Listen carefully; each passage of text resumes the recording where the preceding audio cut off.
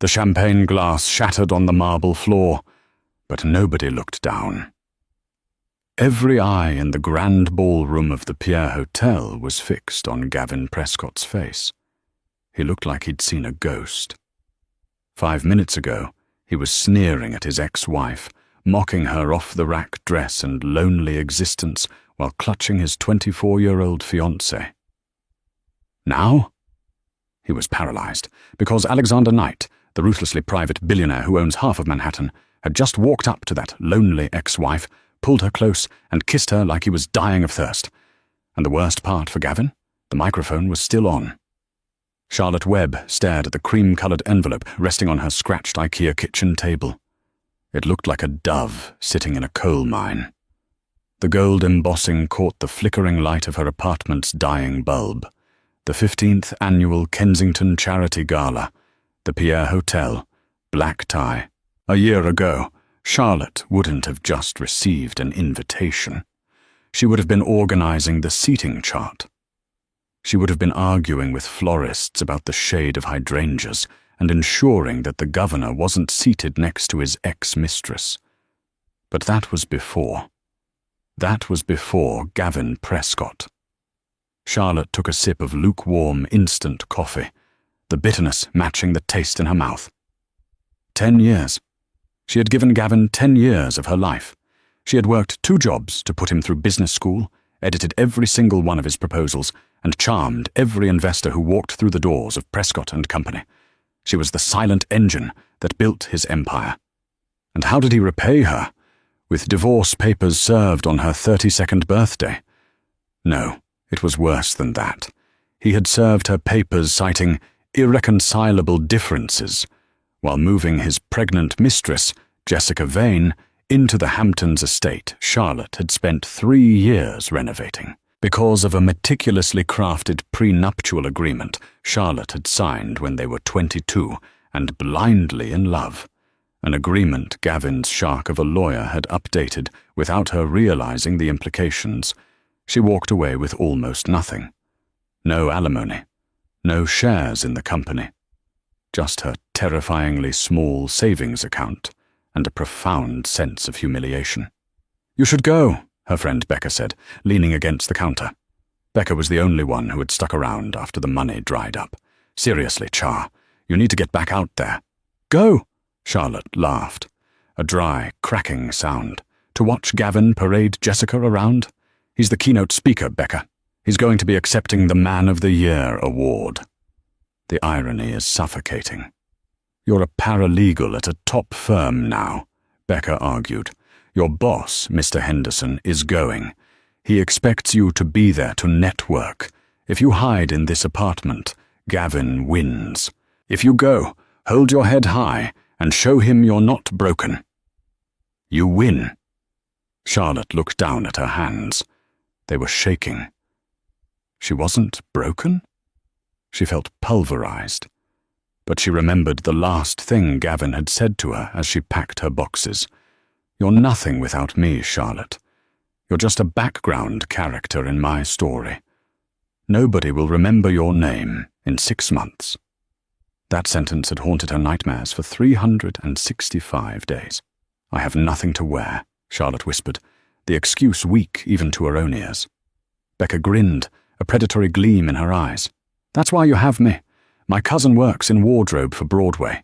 We're going to get you a dress that makes Jessica look like a toddler playing dress-up." 3 days later, Charlotte stood in front of a floor-length mirror. The dress was a vintage emerald green silk slip dress from the 90s, backless and daring, clinging to curves she usually hid under oversized blazers. It was elegant, timeless, and dangerous. "You look like a weapon," Becca said, handing her a pair of borrowed diamond drop earrings. "Go break some hearts." Charlotte took a deep breath. She wasn't going to break hearts. She just wanted to survive the night without crying in the bathroom. She grabbed her clutch, summoned an Uber, and headed toward Fifth Avenue. She didn't know it yet, but the background character was about to take the lead role. The Pierre Hotel smelled of expensive perfume and old money. The air was thick with the sound of string quartets and polite, hushed laughter. Charlotte handed her coat to the check-in attendant, her heart hammering against her ribs like a trapped bird. She scanned the room. It was a sea of tuxedos and designer gowns. She recognized half the people there, former friends who had deleted her number the day the divorce was finalized. She saw Mrs. Vanderwall, the socialite who used to beg Charlotte for lunch dates, look right through her as if she were a ghost. "Keep moving," Charlotte told herself. "Find Mr. Henderson, say hello, drink 1 glass of champagne, and leave." She made her way toward the bar, avoiding eye contact. She was almost safe, almost invisible, until a booming, familiar voice cut through the ambient noise. "Well, well, if it isn't the ghost of Christmas past." Charlotte froze. Her blood turned to ice. She turned slowly.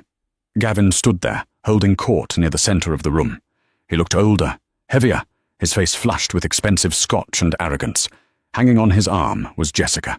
Jessica was 24, blonde, and undeniably beautiful, though she looked uncomfortable in a red sequined gown that was a little too tight and a little too bright for the somber elegance of the Pierre. "Gavin," Charlotte said, her voice steady despite the nausea rolling in her stomach. "Congratulations on the award." Gavin didn't say thank you. He laughed, a cruel, barking sound that drew the attention of the surrounding circle. "I didn't think you could afford a ticket to this event, Charlotte. Did you sneak in through the kitchen? Or is your new, what is it, a paralegal job? Paying better than I thought?" A few people chuckled. The shame burned Charlotte's cheeks. "I'm here as a guest of my firm," Charlotte said, lifting her chin. "Excuse me." She tried to step away, but Jessica stepped in front of her, swirling her wine glass. "Oh, don't run away, Charlotte," Jessica cooed, her voice high and sugary. "We were just talking about the renovations on the Hamptons house. You know that dreadful yellow kitchen you loved? We gutted it. It's all marble now, much more modern." It was a petty, calculated dig. That kitchen had been Charlotte's sanctuary. "I'm sure it's lovely," Charlotte said tightly. "It is," Gavin sneered, stepping closer, invading her personal space. He lowered his voice so only she and the immediate circle could hear. "Look at you, Charlotte. You look desperate, wearing a used dress, showing up to my night. Do you really think anyone here cares about you? You're an embarrassment. You should have stayed in whatever hole you crawled into." Tears pricked Charlotte's eyes. This was it. The nightmare. He was winning. He was rich, powerful, and adored. And she was just the discarded ex-wife being bullied in the middle of a ballroom. "Leave her alone, Gavin," a quiet voice said from the side. It was Mr. Henderson, her boss. He looked nervous. Gavin was a major client of the firm. "Stay out of this, Henderson," Gavin snapped, not even looking at him. He kept his eyes pinned on Charlotte. "I'm just giving her some friendly advice. Go home, Charlotte. You don't belong in this world anymore." The silence around them grew heavy. People were watching, judging, waiting for her to break. Charlotte gripped her clutch so hard her knuckles turned white. She opened her mouth to retort, to scream, to do something, but her throat closed up, and then the temperature in the room seemed to drop 10 degrees. The heavy double doors at the top of the grand staircase swung open. Usually late arrivals were ignored, but the hush that fell over the room started from the back and swept forward like a wave. "Is that?" someone whispered. "It can't be," another murmured. Walking down the stairs was a man who looked like he had been carved out of granite and dressed by Italian tailors. He wore a tuxedo that cost more than Charlotte's annual salary. He had dark, sweeping hair, a jawline sharp enough to cut glass, and eyes that scanned the room with bored, predatory indifference. Alexander Knight, the billionaire tech mogul, the man who had just bought the frantic remnants of the European banking sector for sport. He was notorious for two things: making ruthless business deals and never, ever attending social events. He was a recluse, a phantom, and he was walking straight towards them, Gavin straightened his tie, his arrogance instantly replaced by a desperate, sycophantic eagerness. Alexander Knight was the whale Gavin had been trying to land for 5 years. If he could get Knight to invest in Prescott and Company, Gavin would be set for life. "Alexander!" Gavin called out, stepping away from Jessica and Charlotte, his hand extended. "Mr. Knight, what an honor. I'm Gavin Prescott. We spoke on the phone briefly regarding the—" Alexander Knight didn't even blink. He didn't slow down. He walked right past Gavin's outstretched hand as if Gavin were a waiter holding a tray of empty glasses. Gavin froze, his hand hanging in mid-air. The snub was brutal, public. Alexander didn't stop until he was standing directly in front of Charlotte. He towered over her, his presence overwhelming. The smell of sandalwood and rain filled her senses. Charlotte looked up, bewildered. She had never met this man in her life. She had seen him on the cover of Forbes, but she had never been in the same zip code as him. Alexander looked down at her. His cold, dark eyes suddenly softened. A look of intense, pained relief washed over his face. "I'm sorry I'm late," Alexander said, his voice a deep, rough baritone that vibrated in Charlotte's chest. Charlotte stammered. "I'm sorry?" "Don't be," he interrupted. He reached out, his large, warm hand cupping her cheek with a tenderness that made the entire room gasp. "I told you I wouldn't let you do this alone." Gavin's jaw dropped. Jessica dropped her wine glass. It didn't break, but red wine splashed onto her shoes. She didn't notice. "You know him," Gavin choked out, his voice squeaking. Alexander ignored Gavin entirely. He looked at Charlotte's eyes, which were wide with shock. Then he leaned in. "Just go with it," he whispered, so faintly that only she could hear. And then Alexander Knight kissed her. It wasn't a polite peck on the cheek. He pulled her flush against his body, his hand sliding to the small of her back, possessing her. He kissed her with a hunger and a passion that curled her toes. For a moment, the ballroom vanished. The humiliation vanished. There was only the heat of his mouth and the strength of his arms. When he finally pulled back, Charlotte was breathless, her lips swollen, her face flushed. Alexander kept his arm around her waist, turning to face Gavin, who looked like he was having a stroke. "Prescott," Alexander said, his voice cold as steel, "I heard you had some things to say to my fiancé. Would you like to repeat them to me?" The room went dead silent. "Fiancé?" Charlotte's brain short-circuited. Gavin turned a shade of purple that defied medical science. "Fionn. Charlotte.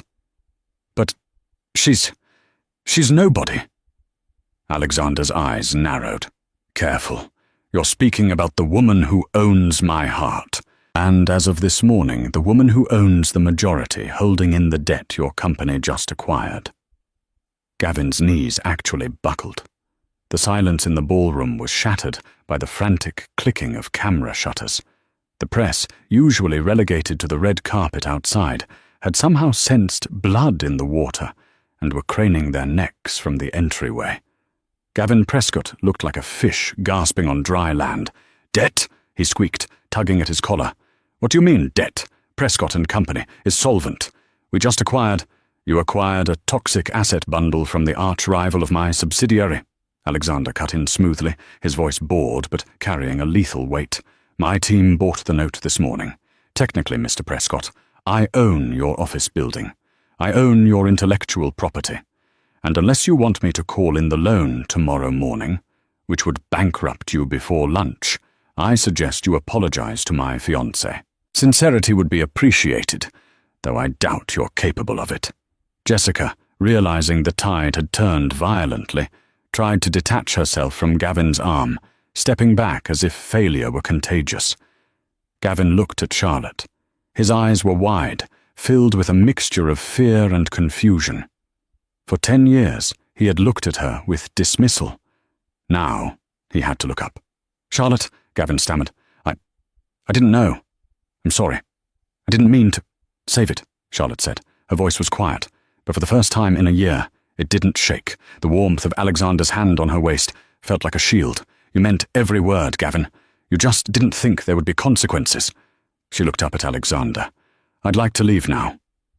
"As you wish," Alexander said softly. He turned them around, guiding her through the parted crowd.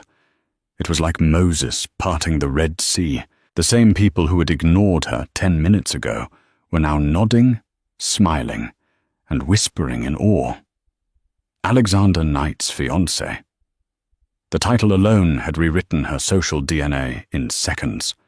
They swept past the stunned check-in desk, out the revolving doors, and into the biting New York night. A sleek black Maybach was idling at the curb. A driver in a cap opened the door instantly.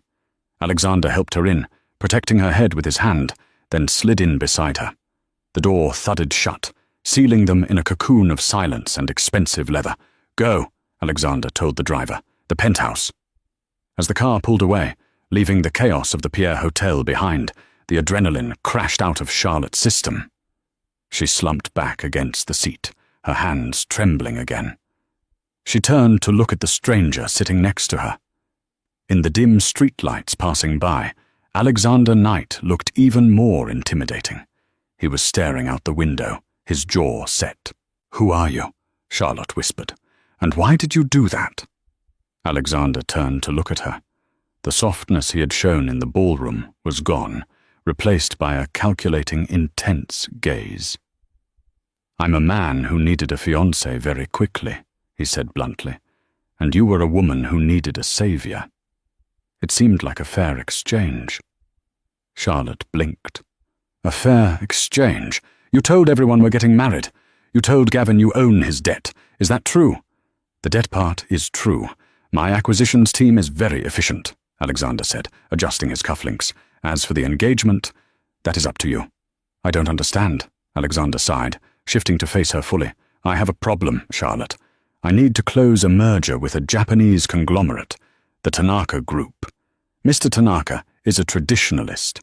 He doesn't trust men who are unmarried at my age. He thinks a man without a family lacks stability. The deal is worth $4 billion. I was planning to hire an actress, but—" He paused, his eyes scanning her face. "I saw you. You saw me getting humiliated. I saw you standing your ground," he corrected. "I saw a woman with dignity surrounded by vultures. And I recognized you." "You recognized me?" "I've been tracking Prescott and Company for 3 years," Alexander revealed. "I knew Gavin was an empty suit. I knew the proposals, the strategy, the efficiency. It was all coming from somewhere else. When I looked into it, I found you. You were the architect of his success, Charlotte. He just took the credit." Charlotte felt a lump form in her throat. No one had ever acknowledged that. Not even Gavin. "So," Alexander continued, his voice lowering, "here is my proposition. I need a wife for 1 year to secure the Tanaka deal and stabilize my board of directors. You need to not be destroyed by your ex-husband. You need resources. You need to reclaim your reputation." He reached into his jacket pocket and pulled out a ring box. He flipped it open. Inside sat a vintage cushion-cut diamond that was easily 10 carats, glowing in the semi-darkness. "Marry me, Charlotte. On paper, in public, be Mrs. Knight. In exchange, I will give you unlimited access to my resources, a $5 million severance when the contract ends, and the pleasure of watching Gavin Prescott beg for your forgiveness every time he needs a loan extension." Charlotte stared at the ring. It was insane. It was a movie plot. It was a lie. But then she thought about the IKEA table. She thought about Jessica's smirk. She thought about Gavin telling her she was a background character. "What are the rules?" she asked, her voice strengthening. Alexander smiled, a small, dangerous curve of his lips. "Simple. We sell the romance to the world. Behind closed doors we are partners, allies. No intimacy is required unless you want it. But in public, you have to look like you adore me." Charlotte looked at the ring, then at Alexander's intense, dark eyes. He had saved her back there. He saw her value when no one else did. 1 year? she asked. 1 year. Charlotte took the ring out of the box. Her hands were steady now. She slid it onto her finger. It fit perfectly. Deal, she said. Charlotte woke up in a bed that was larger than her entire previous apartment. The sheets were Egyptian cotton, cool and smooth against her skin. For a moment she panicked, thinking she had overslept for work at the law firm. Then the memories of the night before crashed into her. The Pierre, the kiss, the contract. She sat up, looking around. The room was modern, minimalist, and breathtaking. Floor-to-ceiling windows looked out over Central Park. There was a knock on the door. "Come in," she called out, pulling the sheet up. A woman in a sharp grey suit walked in, followed by a rolling rack of clothes. "Good morning, Miss Webb. Or should I say, the future Mrs. Knight. I'm Sophia, Mr. Knight's personal assistant." "Where is Alexander?" Charlotte asked, the name feeling strange on her tongue. "Mr. Knight is in the gym downstairs. He asked me to inform you that your resignation letter to Mr. Henderson has already been drafted and sent, with your approval, of course, citing a conflict of interest due to your new engagement. Mr. Henderson sent a fruit basket. It's in the kitchen." Charlotte's jaw dropped. "He quit my job for me?" "He anticipated you wouldn't want to deal with the press outside your office," Sophia said, walking to the window and pressing a button. The shades retracted, revealing a horde of paparazzi vans camped out 30 stories below on the street. "You are the most Googled person in New York this morning, Miss Webb." Sophia gestured to the rack of clothes. "Mr. Knight also noted that while your vintage taste is impeccable, you will need a wardrobe that befits your new station. Chanel, Dior, McQueen. We have a stylist coming at noon, but these are for today." Charlotte got out of bed, walking over to the rack. It wasn't just clothes. It was armor. Cashmere sweaters, tailored trousers, silk blouses. "Also," Sophia handed her a tablet, "your phone has been blowing up, so we took the liberty of transferring your contacts to a new secure device. The old one is off, but you might want to see these." On the tablet screen were missed calls. Gavin, 14 missed calls. Gavin, 6 voicemails. Jessica, 3 text messages. Charlotte tapped on one of Jessica's texts. "You manipulative BTCH.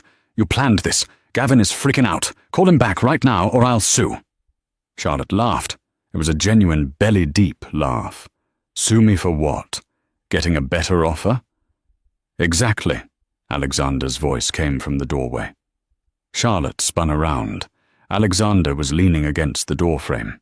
He was wearing workout gear, sweatpants and a tight t-shirt that left little to the imagination regarding his physique. He was sweating slightly, his hair messy. He looked devastatingly human, unlike the statue from the night before. "Did you sleep well?" he asked, walking into the room. Yes, thank you," Charlotte said, clutching the silk robe she had found at the foot of the bed. "You move fast, Alexander. Quitting my job? Buying me clothes?" "We have a lunch meeting with the board of directors at 1 p.m., Alexander said, grabbing a water bottle from a side table. "They are skeptical. They think I hired an escort. I need you to prove them wrong. I need you to be the Charlotte Webb who ran Prescott and Company. Sharp, intelligent, untouchable." "And Gavin?" Charlotte asked. Alexander's face darkened. "Gavin has been trying to reach my office all morning. He's claiming there was a misunderstanding about the debt. I have a meeting with him tomorrow. You will be there." "I will." "He needs to see that you aren't just my fiancé. You are my partner. He needs to see that he can't bully you anymore. Are you ready for that?" Charlotte looked at the tablet, at the desperate texts from the people who had tried to break her. She looked at the diamond on her hand.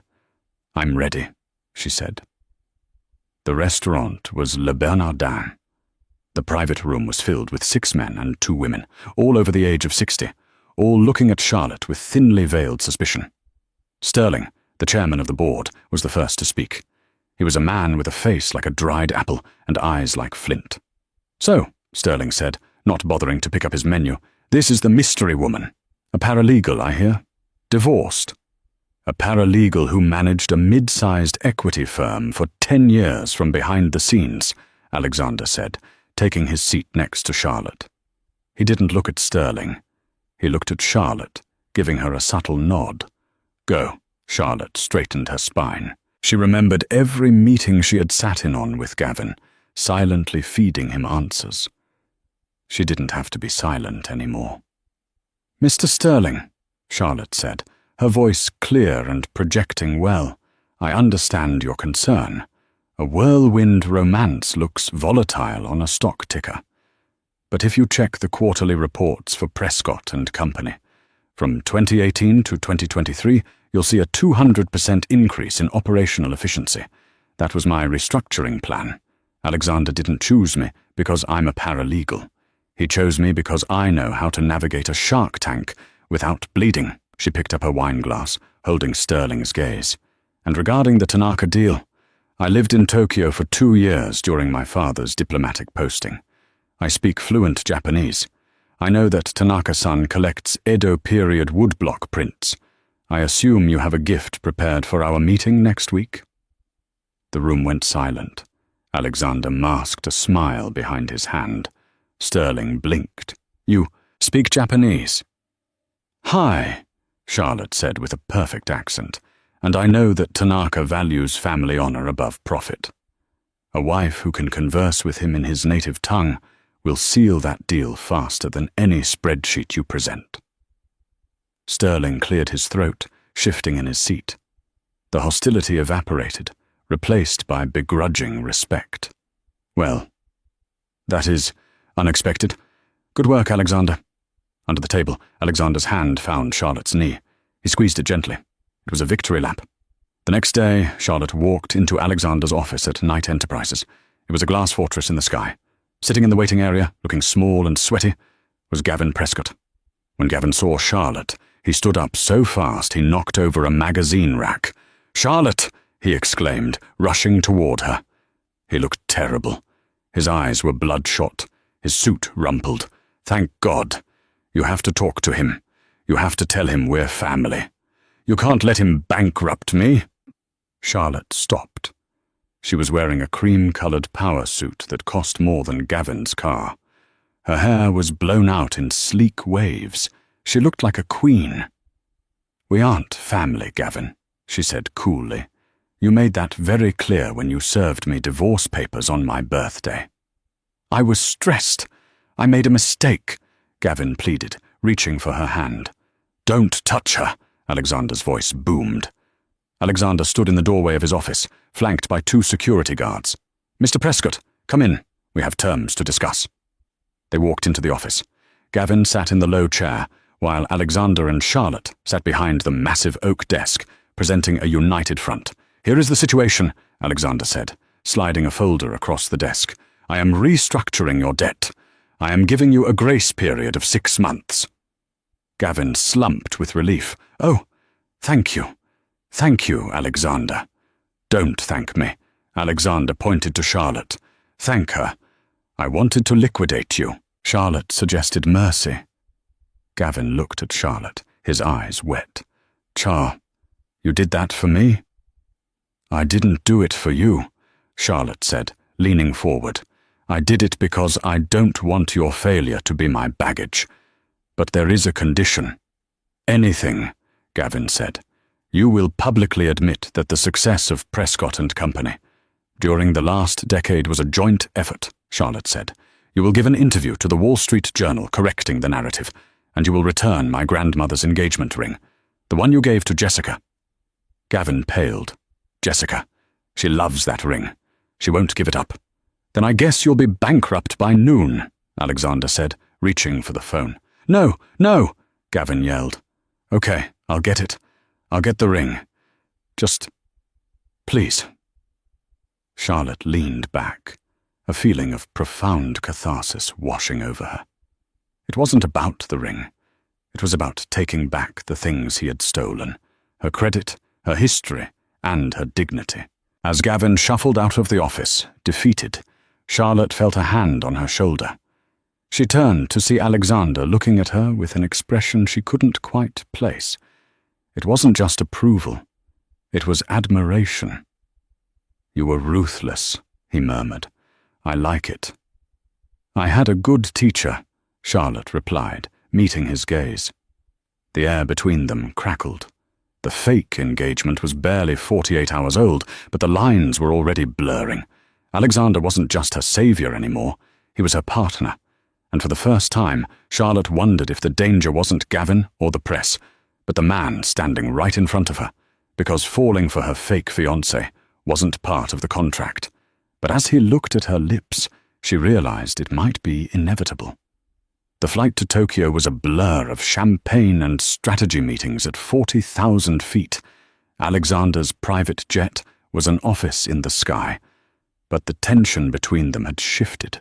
It wasn't just business anymore. Every time Alexander's hand brushed hers while passing a document, the air in the cabin seemed to thin. They landed in a rainy, neon-lit Tokyo, but instead of a Western hotel, the motorcade took them deep into the hills of Hakone to a private, centuries-old ryokan, traditional inn, owned by the Tanaka family. "This is a test," Alexander murmured, as they stepped out of the car into the misty mountain air. "Tanaka-san doesn't do boardrooms. He wants to see who we are when the armor comes off." They were greeted by bowing staff and led to a suite that overlooked a bamboo forest. The room was sparse, elegant, and, crucially, contained only 2 futons laid out on the tatami mats, separated by mere inches. Charlotte looked at the sleeping arrangements, her pulse skipping. "I can sleep in the sitting room," Alexander offered, his voice tight. He looked uncomfortable, stripped of his suits and skyscrapers. "Don't be ridiculous," Charlotte said, channeling a confidence she didn't feel. "Well, we have to sell the image, Alexander. If the staff sees us sleeping in separate rooms, the deal is dead." That evening, the dinner with Mr. Tanaka was an exercise in high-wire tension. Tanaka was a man of 70, with eyes that saw everything. He spoke little English, preferring to let his translator dominate, which allowed him to observe. Midway through the kaiseki meal, Tanaka spoke rapidly in Japanese, his tone sharp. The translator hesitated. "He says," the translator began nervously, "that he has heard rumors that Mr. Knight is a cold machine. He worries that a man who cannot love a woman cannot love a company's legacy." Alexander stiffened. He opened his mouth to recite a prepared line about corporate synergy, but Charlotte placed a hand on his arm. She turned to Tanaka and bowed her head slightly. She spoke in flawless, soft Japanese. "Tanaka-san," she said, "a machine does not build. It only processes. Alexander is not a machine. He is a fortress. He protects what is inside." It took a long time for the gates to open.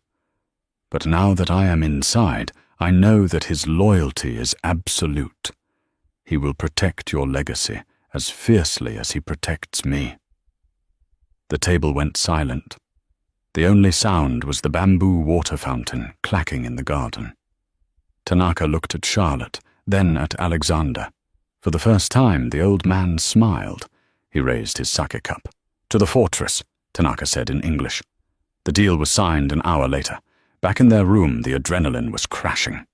Alexander paced the tatami mats, loosening his yukata. "You were incredible," he said, stopping to look at her. "You saved the merger. I would have quoted revenue projections. You gave him poetry." "I gave him the truth," Charlotte said quietly, sitting on the edge of her futon. "Or a version of it." Alexander walked over to her. The distance between them was charged with electricity. He knelt down so they were eye level. The room was dim, lit only by paper lanterns. "And what is the truth, Charlotte?" he asked, his voice rough, "because the lines are getting blurry for me."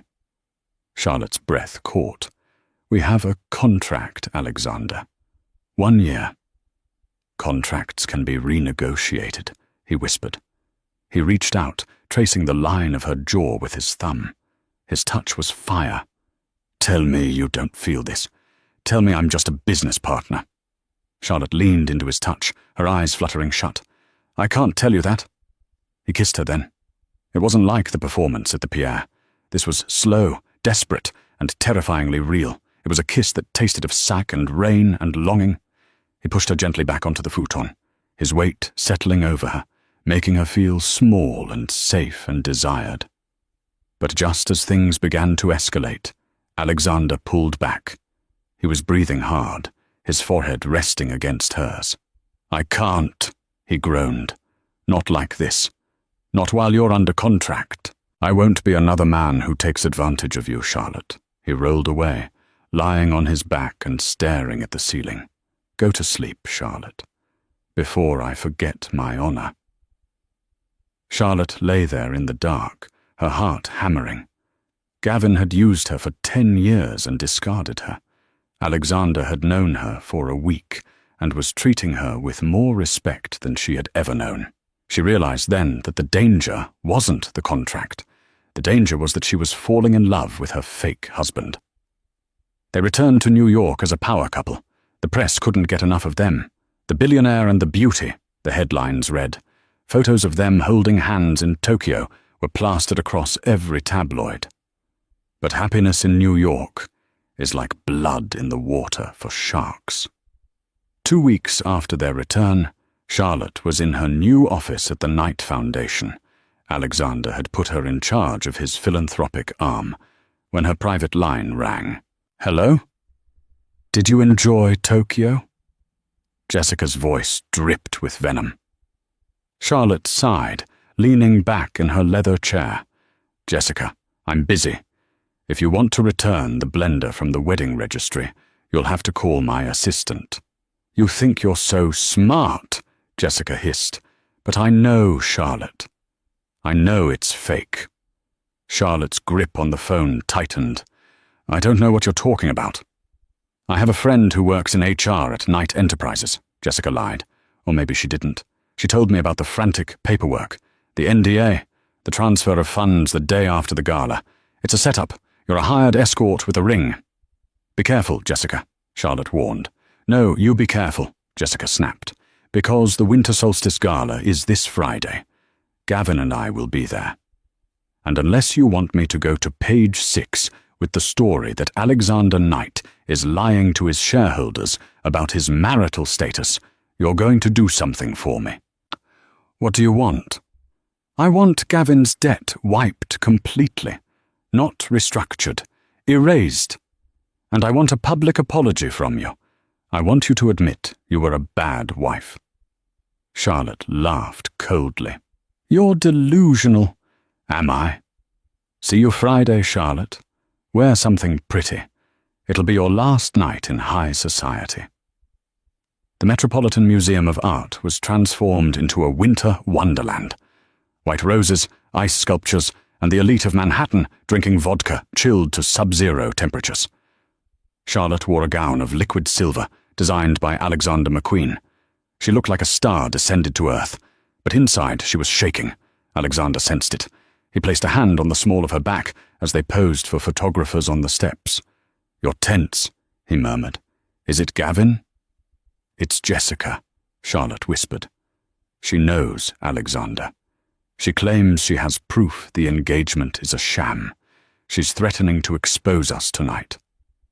Alexander's expression didn't change. He waved at a camera, smiling his perfect, detached smile. "Let her try." "Alexander, this is serious. The Tanaka deal closes next week. If a scandal breaks now, do you trust me?" Alexander looked down at her, his dark eyes intense. Charlotte hesitated. "Yes. Then let me handle the sharks. You just look beautiful." They entered the great hall. It was crowded, and there, standing by the Temple of Dendur, were Gavin and Jessica. Jessica looked triumphant. She was wearing a white dress that looked suspiciously like a wedding gown. Gavin looked nervous, sweating through his tux. As Charlotte and Alexander approached, Jessica stepped forward, her voice loud enough to carry over the music. "Charlotte, so brave of you to show your face." The crowd quieted. People loved a scene. "Jessica," Charlotte said calmly, I see you're wearing white. Still trying to be the bride. I'm the only honest woman here, Jessica announced, turning to the gathering crowd. She raised a champagne glass. Everyone, can I have your attention? I have a delicious little story to tell you about the future Mrs. Knight. Gavin grabbed Jessica's arm. Jess, don't. Alexander owns us. Shut up, Gavin. Jessica shook him off. He won't own us after this. The press will eat him alive for fraud. She turned back to Alexander, a smirk on her lips. Tell them, Alexander. Tell them how much you're paying her to pretend to love you. The silence in the museum was deafening. Hundreds of eyes darted between the billionaire and the accuser. Alexander slowly unbuttoned his tuxedo jacket. He stepped forward, placing himself between Charlotte and the crowd. He didn't look angry. He looked bored. Miss Vane, Alexander said, his voice echoing off the stone walls, you seem to be under the impression that my relationship is a transaction. Because it is, Jessica shrieked. She's a broke paralegal. You hired her. Alexander laughed. It was a dark, rich sound. You're half right. She was broke because your fiancé, he gestured to Gavin, stole 10 years of her labor and left her with nothing. But hired? Alexander turned to Charlotte. He reached into his pocket. But instead of a document or a phone, he pulled out a small, velvet book. I expected you might try this, Alexander said to Jessica, which is why I brought my own proof. He handed the book to a nearby reporter from the New York Times, read the entry from October 14th, 3 years ago. The reporter, confused, opened the book. It was a leather-bound journal. It says, the reporter squinted, saw the Prescott presentation today. The husband is an idiot, but the work is brilliant. Someone else is writing this. I need to find the author. I think I'm in love with a mind I haven't even met yet. The crowd gasped. Alexander continued, read the entry from last month, the day of the Pierre Gala, before I arrived. The reporter flipped the pages, going to the Pierre tonight. I know she'll be there. I can't watch him humiliate her anymore. I don't care about the Tanaka deal. I don't care about the optics. I'm going to get her. If she'll have me, I'm never letting her go. Alexander turned to the crowd. I didn't hire Charlotte Webb because I needed a fake wife. I manufactured a crisis, so I would have an excuse to ask the woman I've admired from afar for 3 years to give me a chance. The contract was my way of protecting her pride. But the feelings? He turned to Charlotte, whose eyes were filled with tears. The feelings have been real since the day I read her first legal brief. Alexander walked up to Charlotte, ignoring the stunned room. I'm tired of pretending this is business, Charlotte. I'm ripping up the contract. He took her hands. Marry me. For real. No expiration date. Be my partner, my wife, my equal. Charlotte looked at him. She saw the vulnerability in his eyes, the same look he had in the ryokan. He had exposed his private journals, his deepest secrets, just to silence her bully. Yes, Charlotte whispered, tears spilling over. Yes, Alexander. He kissed her, and the room erupted in applause. Jessica stood there, mouth open, looking like a fish. Alexander broke the kiss and turned to Gavin. Mr. Prescott, regarding your debt. Gavin trembled. Yes, I'm selling it, Alexander said cheerfully, to a collection agency known for their aggressive tactics. Unless, of course, you escort Miss Vane out of this building immediately and never speak my wife's name again. Gavin didn't hesitate. He grabbed Jessica by the arm. We're leaving! Get off me! Jessica screamed as he dragged her towards the exit, her white dress catching on a sculpture base and ripping audibly. The sound of the tearing fabric was the perfect punctuation mark to a social demise. Charlotte buried her face in Alexander's chest, laughing through her tears. Did you really write those journals? She whispered. Alexander smirked, kissing the top of her head. I wrote them this morning. I figured we needed a backup plan. But the words were true. 6 months later. The fluorescent lights of the Port Authority bus terminal flickered overhead, casting a sickly yellow glow on the wet floor. Gavin Prescott adjusted his tie, a polyester blend he had bought at a discount store, and checked his watch. He was late for his shift. Gavin wasn't a CEO anymore. He wasn't even a manager. After Alexander Knight sold his debt to a ruthless liquidation firm, Prescott and Company had been picked clean like a carcass on the savannah. Now, Gavin was a junior associate at a tax preparation firm in New Jersey, working in a cubicle smaller than his old master bathroom. He stopped at a newsstand to buy a pack of gum, but his hand froze mid-air. Staring back at him from the rack was the cover of Forbes. The photo was striking in black and white. It featured a man and a woman standing on the balcony of a skyscraper. The man was looking at the woman with an intensity that burned through the glossy paper. The woman was looking at the camera, her chin lifted, her eyes sharp and unafraid. The headline screamed in bold letters, "The Power Merger, How Alexander and Charlotte Knight are Rewriting the Rules of Business." Gavin felt a physical blow to his gut. He looked closer. Charlotte looked radiant. She didn't look like the tired wife who used to organize his files until midnight. She looked like a queen. "You gonna buy that, buddy?" the newsstand owner barked. Gavin swallowed hard. No. He couldn't bear to read the article. He already knew what it said. It would detail how Charlotte had streamlined Knight Enterprises' philanthropic division. It would mention the Tanaka deal.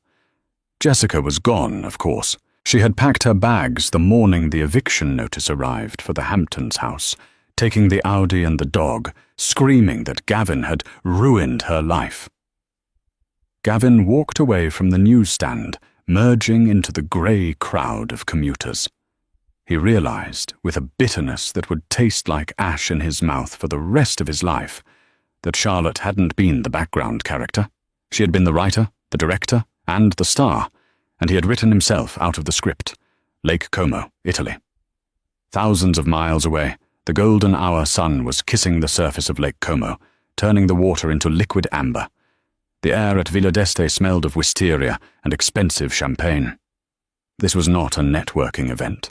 There were no cameras, no press, and no contracts. There were only 50 guests, the people who truly mattered. Charlotte stood before a floor-length mirror in the bridal suite. She wore a custom Oscar de la Renta gown, a cascade of French lace and silk that hugged her silhouette before flaring out like a soft cloud. Becca, her maid of honor, wiped a tear from her cheek. "You know, usually I'd make a joke about how you finally got an upgrade, but honestly, Char, you look like you've always belonged here." "I feel like I do," Charlotte smiled. "For the first time in my life, I'm not trying to be enough for someone else. I'm just me." The ceremony took place in the gardens, framed by ancient statues and the sweeping mountains.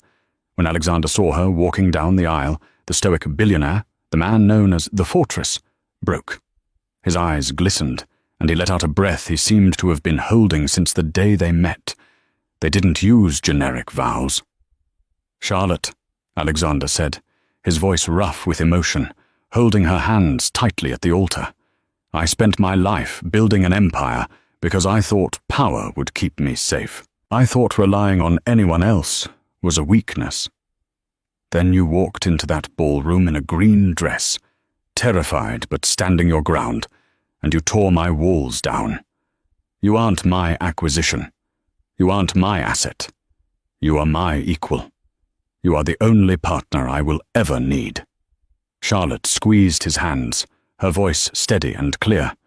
"For 10 years, I was told I was nothing without a man to lead me. You showed me that I was already everything. I just needed a man strong enough to stand beside me, not in front of me. I love you, Alexander. Not for the safety you give me, but for the man you are when the world isn't watching." Mr. Tanaka, sitting in the front row, nodded solemnly as they kissed. It was a kiss of deep, settled promise. Later that night, after the fireworks had faded, Charlotte and Alexander sat on the private terrace of their suite. A single candle flickered between them. Alexander reached into his tuxedo pocket and pulled out a folded piece of thick paper. The original contract. The 1-year agreement. He held it over the candle flame. They watched in silence as the paper curled, blackened, and turned to ash, floating away on the Italian breeze. 2 expired terms, Alexander whispered, pulling her into his lap. You know, Charlotte teased, resting her head on his shoulder, I think I'm going to keep the signing bonus. Alexander laughed, a true, unburdened laugh. The 5 million? No, Charlotte placed her hand over his heart. This, and the look on Gavin's face when you told him you owned his debt. Alexander kissed her forehead. Best investment I ever made. Charlotte Webb closed her eyes, listening to the heartbeat of the man who adored her. She was no longer the discarded wife. She was the architect of her own destiny. And that is the story of how Charlotte Webb turned her darkest moment into her brightest victory. It's a reminder that sometimes the people who walk out of your life are just making space for the people who are actually meant to be there. Gavin thought Charlotte was nothing without him, but he forgot the most important rule of life. You never underestimate the person who built your success. I hope you enjoyed this story of karma, romance, and ultimate revenge. If you did, please hit that like button. It really helps the channel grow and lets me know you want more stories like this. And if you haven't already, subscribe and turn on notifications so you never miss a new episode. What did you think of Alexander's journal trick at the gala? Was it genius or too risky? Let me know in the comments below. Thanks for watching, and I'll see you in the next story.